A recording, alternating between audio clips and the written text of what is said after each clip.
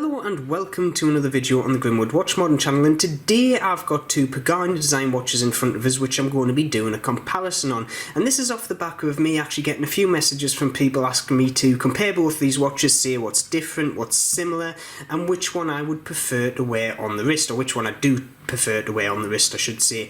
The two watches in question are the PD 1639, which is the Pagani Design sub-homage, and the second one is the PD 1651, which is the Pagani Design Yacht-master homage, as I call it, aka the Explorer.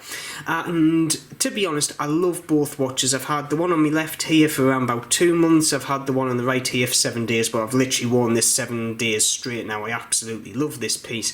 So without further ado, let's crack on and have a bit of an in-depth look on both these watches. So first thing I'm going to cover is what similarities in specs both these watches have. So firstly, they both run NH35 movements, great workhorse, I love them. Secondly, they've got 100 meters of water resistance, which is obviously helped by screw down crowns on both the watches and screw down case backs. They have sapphire crystals, both flat with cyclopses at 3 o'clock. They both have ceramic material bezel inserts. They are different design, but the material is the same. Stainless steel cases, solid links throughout the bracelet, including the end links. They both share the same design of clasp as well. Where the differences come in is size, but thickness wise they are both the same, so they're both 13mm in thickness. The actual Pagani sub homage, however, has a case diameter of 43mm, the Yacht-master homage has 40mm, the sub has a lug-to-lug of 52, the Yacht-master 47, and the lug width on the sub is 21mm, and on the Yacht-master it's 20mm, and that sizing is what makes these watches both wear absolutely totally different. Even though they look the same, they wear very, very different between them. The other thing is the clicks. The bezel clicks on the sub is a 90 unidirectional. On the Yacht-master it is a 60 unidirectional. And in all honesty, I prefer the 60 over the 90 any day. The 90 just feels like a weird kind of number to put on a bezel action, it is, but the 60 is nice because you get all 60 positions on the seconds. So with that out of the way, let's delve deeper into what I like about each of the watches and what I dislike about each of the watches. So the first watch I'm going to look at in detail is going to be the Pagani 1639 sub homage, and this is the one I've had the longest. Now the first thing I like about this watch is the amount of colour schemes you can get with it. Now obviously I've gone with the Hulk version here because I'm a green watch fan. However, if you look to the right here, there's numerous other versions such as a black, a blue, blue and gold, green and gold, and I've even seen some black PVD cased versions as well, which look nice. So you can get a good selection of variety with this particular model. Second thing that I do like about this is just the actual overall wearability of it. Even though it is a big watch, it wears on my 6 3/4 inch very nicely. With its 52mm lug to lug and 43mm case, it is nice. Bracelet as well is another nice feature. The end links are done superbly, as you can see there. They've even got the traditional Rolex kind of step machined into them there. As you can see, they're not flush to the case, which is a nice touch. And the overall quality of the bracelet is okay for a 60 quid watch. Don't get me wrong, it's still a bit jangly, but they're all solid end links. They've got screw down pins in them. It is nice quality, and the clasp of the Pagani Design watches is also very nice, and you've got a dive extension in there as well. Same is true on the Yacht-master homage. Now getting into the bad things. Now firstly, the bezel. The bezel action is absolutely horrendous. Firstly, it's a 90 click unidirectional. 90 click, I don't get why manufacturers put 90 click bezels on watches. It just doesn't feel right, it doesn't sound right. Secondly, once it's clicked into place, if I put a light bit of force clockwise, as you can see, there is a load of movement. I move it literally a second clockwise, which I shouldn't be able to do. I want that bezel to be fixed in place once it's clicked into place. So yeah, in all honesty, it's not the best bezel action or kind of quality bezel that I've had on a watch. It also doesn't line up, which yet again, if you could buy a 800 quid Seiko, that would be true as well. So, you know, 60 quid watch, I'm not going to complain too much about a misaligned bezel insert. Next thing is the actual crown action. It feels gritty. Don't get me wrong, it has improved over time, however you shouldn't have a gritty crown action out of the box, so that is another niggle on me for this watch. It's just, it doesn't feel right. It just, yeah, I might put a bit of oil on it, it might improve it. So overall, that's my likes and dislikes about the actual sub homage. Looking at the Yacht-master homage PD 1651, however, first thing I love is the actual sizing. Even though the actual sub homage wears quite well on my wrist, this with a 40mm case and a 47 lug to lug wears spectacular on my 6 3/4 inch wrist. It's just superb.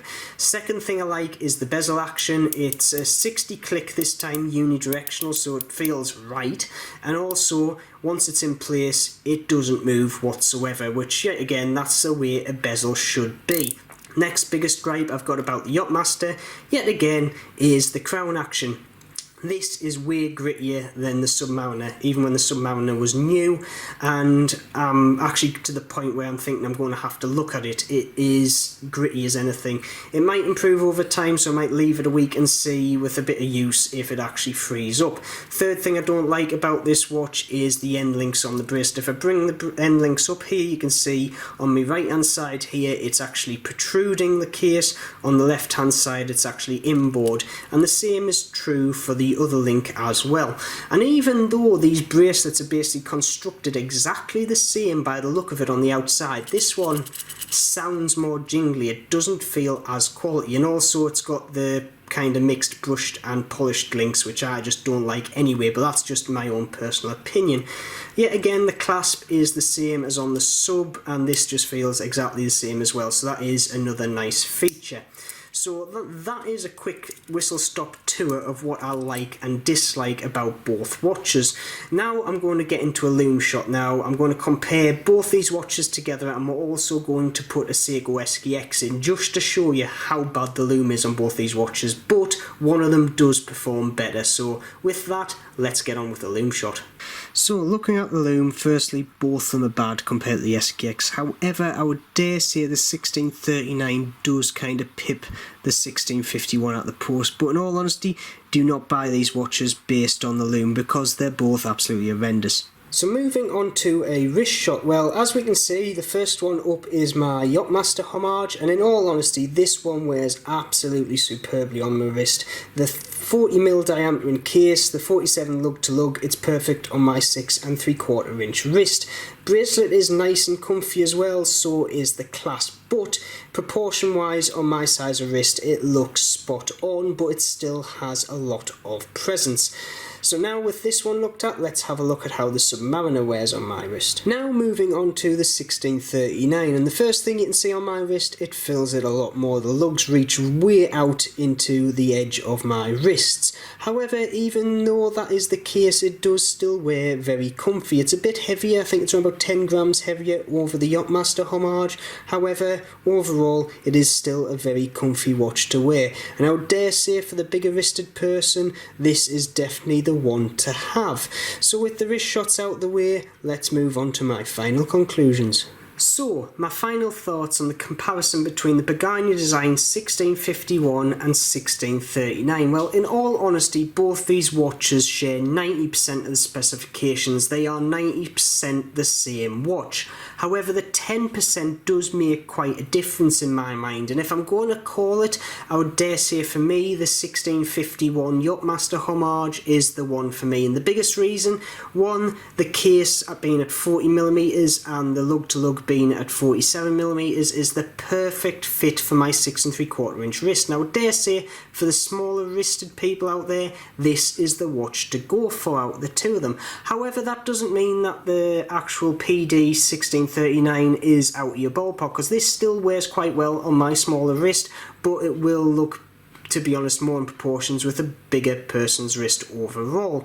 And each of them do have bad points, but I would dare say the one I could live with bad point wise is the Yacht-master, because I just can't get away with the bezel action on the Submariner. It just is horrible. But yet again, the Submariner does have a better bracelet, even though they're basically both the same. Don't get that, and must be a different manufacturer that they're getting them from.